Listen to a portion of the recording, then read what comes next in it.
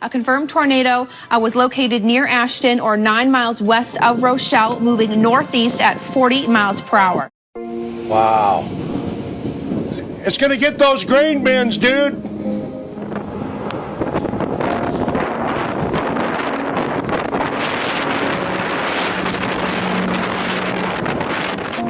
It's going over their place right now.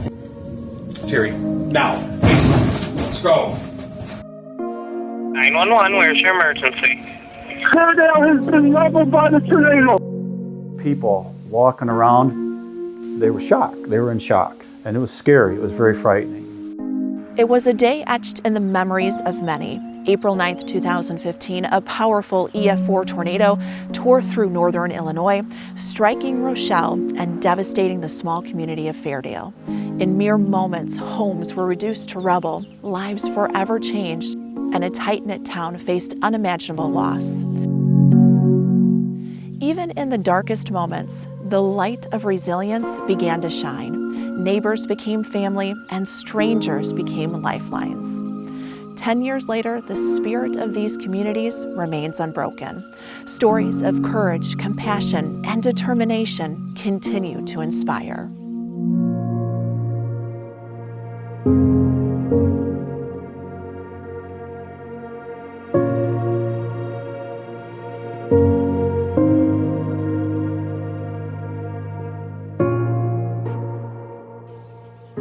Thank you for joining us. I'm First Warn Weather Chief Meteorologist Candace King.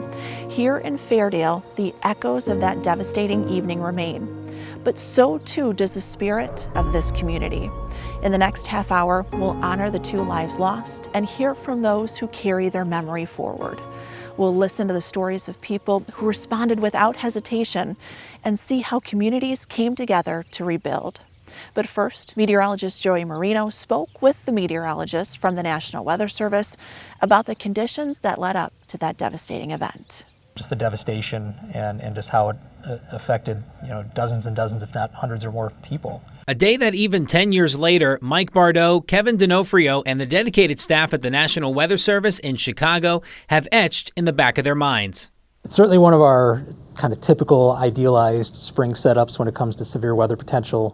The threat had actually been anticipated for even close to a week beforehand in terms of severe weather potential, not so much for an outbreak at that point, but I think it was about 2 days or 3 days before we started mentioning the possible severe weather outbreak, and we don't mention that very often. With every forecast comes an uncertainty that could put a question mark on the day's full severe potential, such as the thunderstorms from that morning. Right, yeah, that was a challenging day there because we had a round of morning thunderstorms there, so that certainly brings to some uncertainty, but the mechanisms were all in place there. There was two strong fronts, a strong cold front and a strong warm front that was advancing northward. The intersection of those boundaries is going to be positioned right over northern Illinois in the afternoon. Once the morning thunderstorms moved out, all the necessary weather ingredients for significant severe weather, including strong tornadoes, moved in at just the right time. When our forecasters first saw the supercells developing, that we issued some severe thunderstorm warnings, but the conversations were already started about this thing could turn into a tornado fairly quickly. It was at 6:35 in the evening when the National Weather Service would issue the first tornado warning. And we didn't just issue a normal tornado warning. We mentioned that this would be a considerable tornado, so not just your normal average EF0, EF1 type tornado. So that significant information was passed along the tornado warning from the start. Shortly after the warning was issued at 6:39 p.m., the tornado touched down about 1 mile northeast of the village of Franklin Grove. The tornado would then move northeast, intensifying to EF3 strength as it moved through the northwest side of Rochelle. There's a subdivision on the northwest side of Rochelle. There were probably half dozen or so homes that were just totally destroyed. And then you continued on towards Highway 64 and 251 where the restaurant was, and just more levels of destruction. Several pieces of debris from those areas were taken with the tornado as it traveled into DeKalb County. We had some of our farms that were covered with debris from the tornado, just a little bit southwest of here. And the debris that we had came from Lindenwood and from the Rochelle Grubstakers area. At 6:58 p.m., the second tornado warning was issued, the one that would include Fairdale. Embedded were the words, "A confirmed large and extremely dangerous tornado was located near Hillcrest, moving northeast at 45 miles per hour." You continue on into Fairdale and all the damage that occurred there, intermittently along that entire path. It was a much higher degree of damage than I think many of us had actually in person had seen before up until that point. After passing over rural terrain, the tornado finally dissipated at 7:20 in the evening over Cherry Valley Road, ending its 30-mile and 41-minute path of destruction. Once surveys were concluded, the National Weather Service gave this tornado an EF4 rating with winds upwards of 200 miles per hour. Historically for northern Illinois, a tornado of this magnitude, one that falls 1 mile per hour short of meeting EF5 criteria, doesn't happen very often. Across our forecast area, it's on average every 15 to 20 years or so. Prior to this time, the strongest tornado that we had seen in the area was the Plainfield tornado from August of 1990. We have not seen an EF4 in our local forecast area since the Rochelle Fairdale tornado in 2015. What do Mike and Kevin remember most about that day? For Mike, it was seeing the nearly half-mile wide monster tornado before his very eyes via live stream. The combination of receiving reports, seeing the signature on the radar, and then also, having a live stream from the internet of the storm itself, of the tornado itself. You couldn't see the damage that was occurring, but you could see the tornado. For Kevin, it was the communication and the teamwork being done in the office, the urge for people to have the latest information so they can quickly make a decision for themselves, their loved ones, and their neighbors. The mood in the room, certainly it changes. You really, we're always focused on those severe threats, but when it gets to that level, you really get locked in and focused on the mission and making sure that we're communicating together, not only internally, but also with the media and with the public to make sure that that flow of information is constantly going to keep, because people are craving for information in those situations, so it's keeping that flow of information going so people can make the right decisions. Communication played a vital role that night, not only at the National Weather Service in the time leading up to the tornado, but also in the search and rescue efforts after. Residents in Fairdale found themselves climbing out from piles of debris and rubble that moments earlier they called home. People in neighboring communities immediately rushed to the small town to help in any way they could. One couple tells me what it was like, and family of the two victims share their stories. Next. You're making this for the sake of a 10-year remembrance. I'm not going to say anniversary or celebration or remembrance of the tornado. 2 lives lost, my wife and Jackie. A remembrance of an early spring night that'll live with so many for years to come. A night that not only changed the landscape of northern Illinois, but the lives of those who lived through it. I've never experienced anything so gut-wrenching in my life. The friend that called us told us that they couldn't find Mom. I had no idea that couldn't find Mom meant that what was going to happen in the next few days. I mean, we got there and the town was absolutely unrecognizable. That town, Fairdale, nestled away in the northwest corner of DeKalb County, perhaps not known to many who didn't live or grow up there, now gone. And it was scary. It was very frightening. So the further north that I went into town, the worse it got. And I was talking to myself. I kept saying, oh my God, everything's gone. Oh my God. Jim and Sandy Brooke live on a farm just outside Fairdale. They weren't home when the tornado happened, but quickly learned just how close it was to their farm and the devastation that followed. We were learning how bad this tornado actually was. So I said to Sandy, I said, we got to come home. I had spent quite a few years with a couple different fire departments, so I had a lot of training in fire services, and I knew there was going to be search and rescue based on what I was hearing. Arriving right behind the Kirkland Fire Department, Jim and Sandy began their search and rescue, remaining vigilant of what was around them.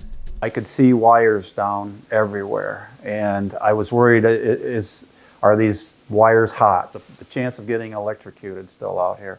With all this water, you could get electrocuted through the ground, not even touching the wire. Propane tanks hissing. The devastation and destruction continued as Jim and Sandy moved further into town, as fear of lives lost soon became reality. One of the people that passed away up there was Jackie Klossa. She was such a sweetheart. Jackie, afraid of spiders, didn't go into her basement the night of the tornado. So when I saw her house and it was gone, it was just gone, I knew who she was. Somebody lost a mom, somebody lost a grandma. I lost a friend. For Jackie's daughter, Yvette DeWispelaire, the last 10 years have been hard. Memories of her mom found throughout her home, a cross hangs on her wall, cut from a maple tree in Jackie's yard just days after the tornado.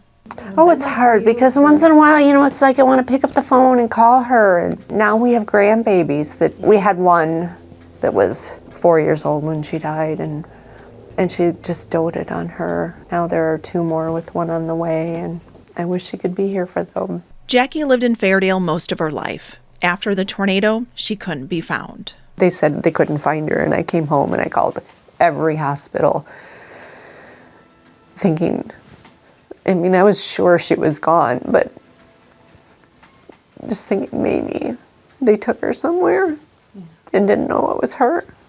Jackie wasn't found until the next day. Nobody was allowed in because they couldn't find her. They had to bring in heavy equipment, and I was told they brought in dogs. A proud cancer survivor taken too soon by the tornado. Mom was everybody's friend. Everybody loved her, and she just lit up the room.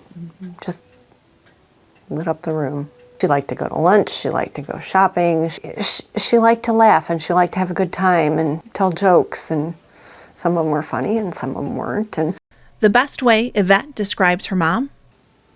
She was wonderful. She was my mom and she was my friend. Many still tell Yvette they miss her mom, like those on the committee for the Veterans Memorial in Kirkland, a memorial Jackie helped raise money for and bring to life. Mom was part of the steering committee, you know, and that was something she was really proud of. She'd go sit there every morning before she went to work and have a cup of coffee with her brother, with the boys, because all 3 of my uncles are on it. Jackie gave a couple speeches at the memorial, but never considered herself a public speaker. But she was extremely patriotic and very proud.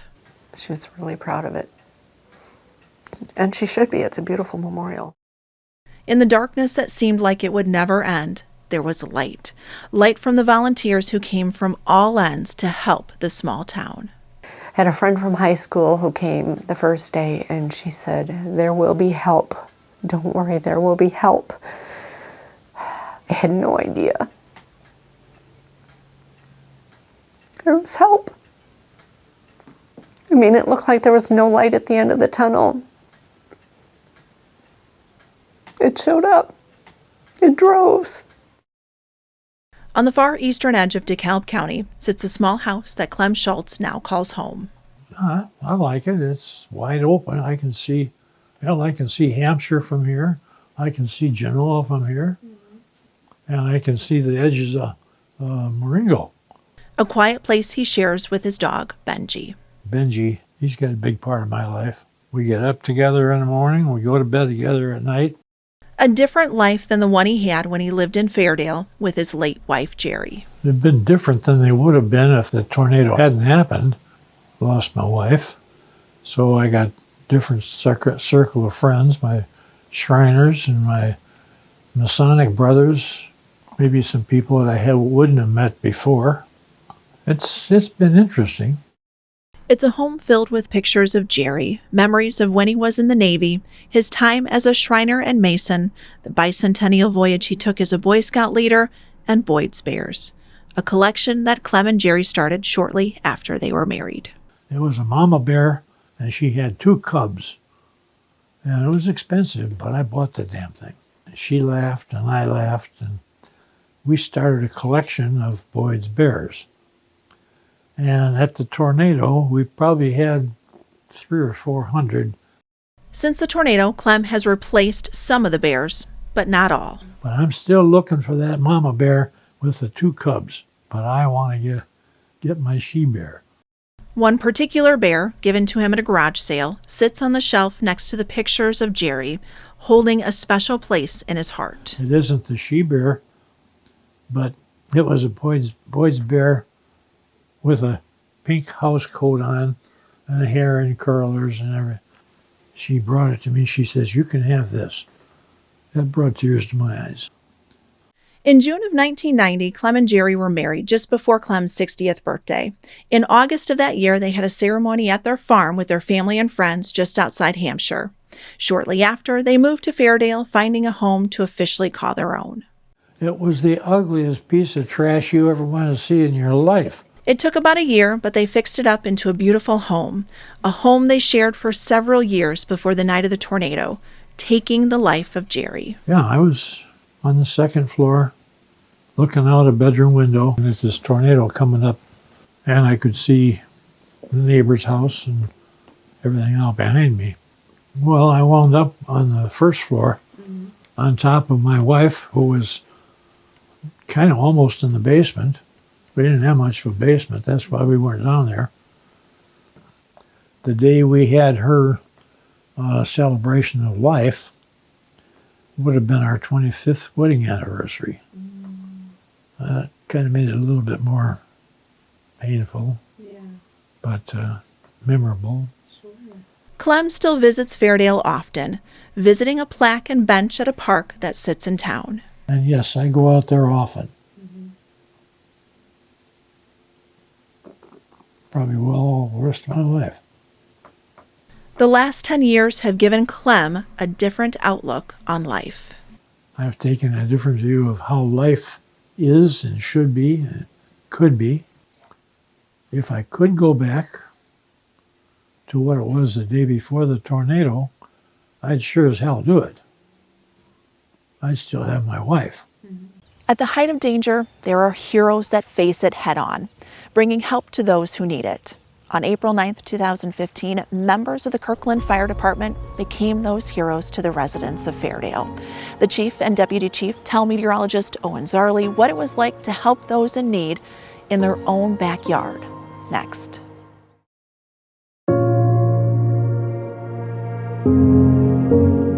The Weather Service got it right.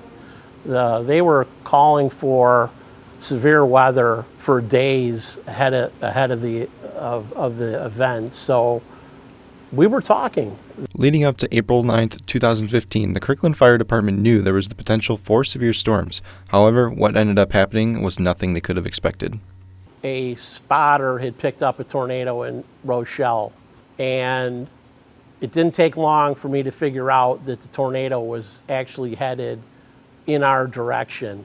I live north of town on a farm, and I started throwing stuff at my truck, clothes, flashlights, And I looked over the hill, and I could see the tornado, and it was massive. Kirkland Fire Department Chief Chad Connell, along with the Deputy Chief Carl Bruder, recount the moment they both realized the Rochelle-Fairdale tornado was different than anyone before. And looked out to the west of my house, and I could see the tornado clear as day.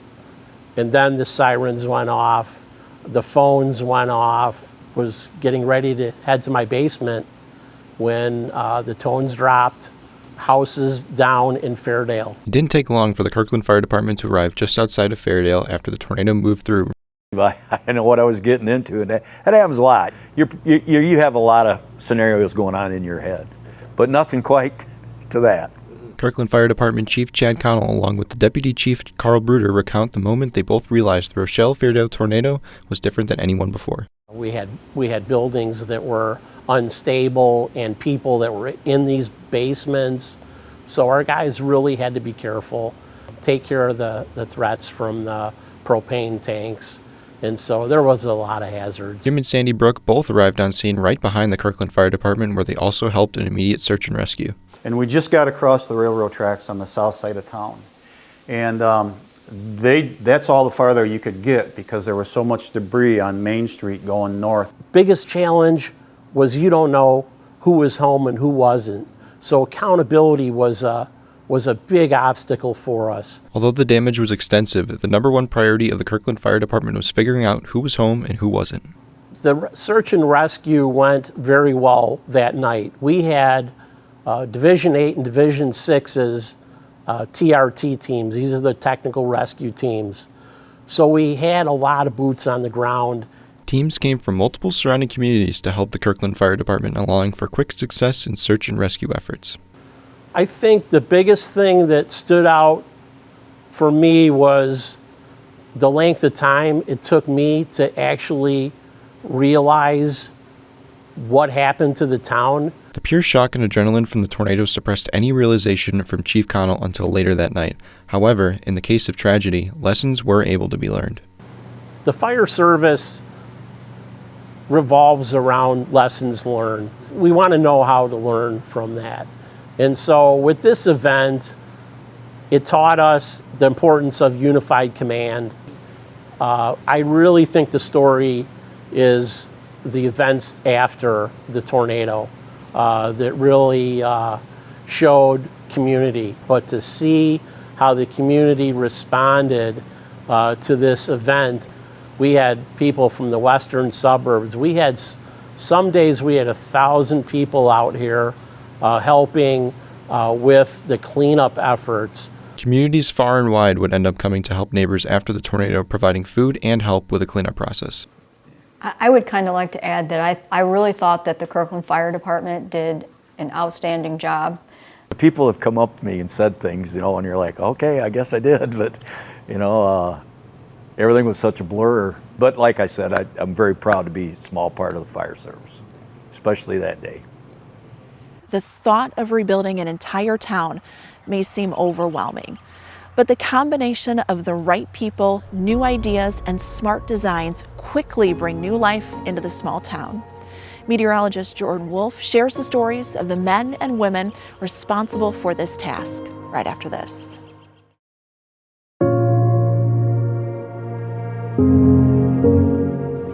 In the immediate aftermath of a disaster, you will find a lot of hurt, but you will also find a lot of help and healing. Many of the people saw the devastation firsthand and were immediately moved to action. No idea what they needed to do to start, how they were going to get the money to start, and so forth. And that was a very humbling experience. Bill Nicholas was an integral part of the rebuilding process for the first 9 months after the tornado. His experience as a city manager offered a unique perspective to help with the recovery effort. I was pretty restless for a couple of days, and then a group was organizing to possibly help with the volunteer effort. That group was the DeKalb County Long-Term Recovery Committee. Their goal was to come alongside the residents of Fairdale to help them rebuild. There were some other volunteer groups, organized volunteer groups that were there, but they were going to pull out. And so our big question and challenge was what happens when these groups leave, and who is going to be there to help pick up the pieces. That was the call to action that needed an answer. Our role, we thought, was to try to bring some organization to it and to, from the very beginning, be connected to the residents and to get out to Fairdale and have a presence there. Bill, alongside a team of volunteers, made a point to be involved in the community every day. They got to know the people of Fairdale and learn what they needed. That team involved around 8 or 10 caseworkers, including Mary Jo Marshall. The main thing was to rebuild the town, to help these people rebuild their homes if they wanted to stay, cover the losses that were not covered by the insurance company. Those kind of were our objectives, and we were in and out of here in a year and a half. They set up a trailer in town and were there every day answering questions and providing support. Our message very clearly was, we're going to be with you until you don't need us anymore. And maybe they had heard that from others, but then people leave. We stayed. One of the biggest needs was a new sewer system. Their old systems were not modern enough to allow them to even rebuild, so the county thought a lot of people were going to have to move out of Fairdale. We instead designed and built a system for them, a community septic system that handled all of that, built sewer lines in the streets, collected all the septic, took it to an off-site septic system that handled all of it. We were fortunate enough to be able to design that for them. Kevin Bungie was a DeKalb County board member who also runs a civil engineering firm. He was able to use his skills to design the sewer system at no cost beyond the installation. There was just no way we were going to charge for the work but with the devastation that had happened here. And there were so many people hurting, so many people out of their houses, so many people that had nowhere to go that, no, there was never a question of charging for that work. We did what we could, but still it was a small part of what needed to be done out here. The sewer system was just one of the large-scale projects that had to be finished before the town could rebuild. Other projects included rebuilding roads and bringing internet into the town. In total, over $1.7 million was privately raised just to help rebuild Fairdale. These 3 individuals were just a small piece of the process into rebuilding the town. There were countless other volunteers who helped with small things, such as cleaning yards and providing meals. Take a deep breath and step back and appreciate the volunteers. There aren't enough thank yous. There just weren't enough thank yous. Mary Jo, Kevin, Bill, and all the other volunteers on the DeKalb County Long-Term Recovery Team saw a need and filled the gap, however they could. Bill Nicholas put Fairdale on his back for a year. And I don't know if there'd be a Fairdale if there wasn't for a Bill Nicholas. The town even took up a collection to dedicate a plaque for Bill and all his work in helping the town get back on their feet. I needed a purpose, I guess. I knew I was going to go back to work, but I couldn't have found a better purpose. If you're lucky, maybe once, maybe twice in a lifetime, you get an opportunity to show who you are. And I'm glad I did. 10 years may seem like a long time, but for many who experienced it firsthand, it still feels like yesterday. While Fairdale and Rochelle are often at the center of this story, the devastation reached far beyond. Places in Lee, Ogle, DeKalb, and Boone counties were all impacted that night. Families, farmers, and business owners faced unimaginable loss.